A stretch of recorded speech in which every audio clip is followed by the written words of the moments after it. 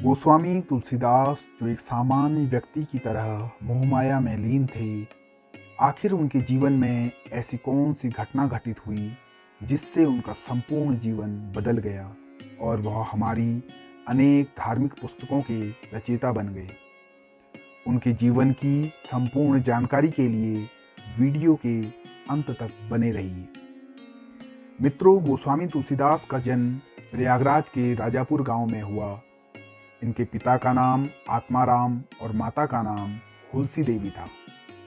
जन्म लेते ही ये रोए नहीं, बल्कि इनके मुंह से राम नाम शब्द निकला, जिससे इनका नाम राम बोला पड़ा तथा जन्म से ही इनके मुख में 32 दांत मौजूद थे, जिसे देखकर वह मूल नक्षत्र में पैदा होने के कारण पूरे परिवार में शंका का माहौल बन गया और उनको डर लगने लगा कि कहीं कोई अनहोनी ना हो जाए।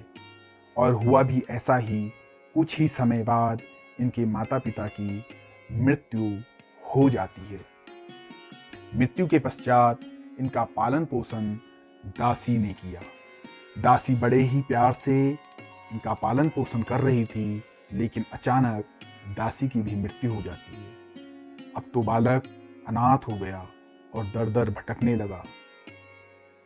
भगवत कृपा से इनको संत नरहरिदास जी मिले।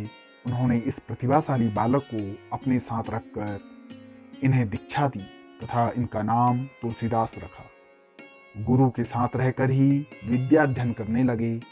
वेदाध्ययन करने के बाद उन्होंने गुरु आज्ञा से रत्नावली के साथ विवाह कर गृहस्थ आश्रम में प्रवेश किया। कहा जाता है, एक बार रत्नावली अपने मायके में थी तो तुलसीदास अपनी पत्नी रत्नावली से मिलने के लिए चले गए, लेकिन उस समय बहुत तेज बारिश हो रही थी, जिसके कारण नदी बहुत उफान पर थी और वहां पर नदी पार करने का कोई साधन नहीं था।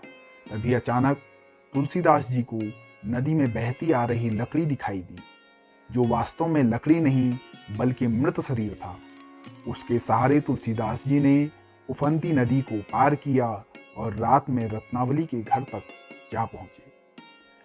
रत्नावली के घर के पास एक बड़े पेड़ पर एक रस्सी लटक रही थी, जो वास्तव में रस्सी नहीं बल्कि एक सांप था।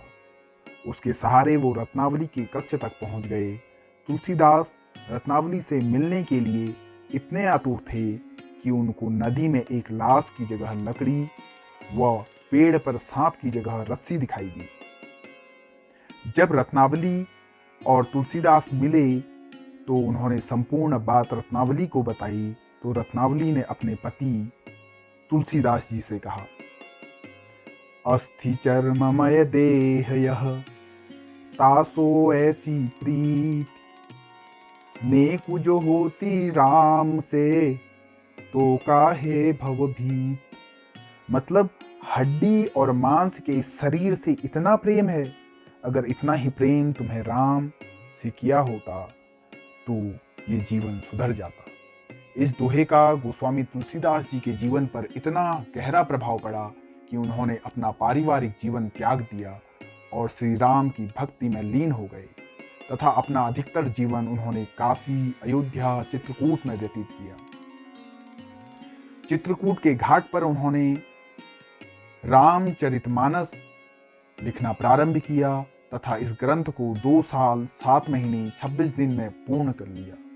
आज यह ग्रंथ प्रत्येक घर घर में बड़ी ही श्रद्धा के साथ पढ़ा जाता है। कहा जाता है कि रामचरितमानस लिखने में उन्हें भगवान श्री राम जी ने आशीर्वाद दिया तथा हनुमान जी का मार्गदर्शन प्राप्त हुआ। वाराणसी में इनको हनुमान जी के दर्शन प्राप्त हुए और उन्होंने वहां संकट मोचन मंदिर स्थापित किया। भगवान राम जी की कृपा से ही इन्हें चित्रकूट में भगवान राम के दर्शन हुए और भगवान राम ने उन्हें तिलक लगाने को कहा, लेकिन वह भगवान राम की छवि में इतने लीन हो गए कि तिलक लगाना ही भूल गए। तभी भगवान राम ने उनके माथे में स्वयं तिलक लगाया। इस घटना का एक प्रसिद्ध दोहा है, चित्रकूट के घाट पर भई संतन की भीड़, तुलसीदास चंदन घिसे तिलक देते रघुवीर। इस चमत्कार के बारे में विनय पत्रिका में उल्लेख किया गया है। रामचरितमानस के अतिरिक्त भी इनकी अनेक रचनाएं हैं जिनका आज भी घर घर में पाठ होता है। तुलसीदास जी ने अपना अंतिम समय काशी में व्यतीत कर 1680 ईस्वी में अपना शरीर त्याग दिया।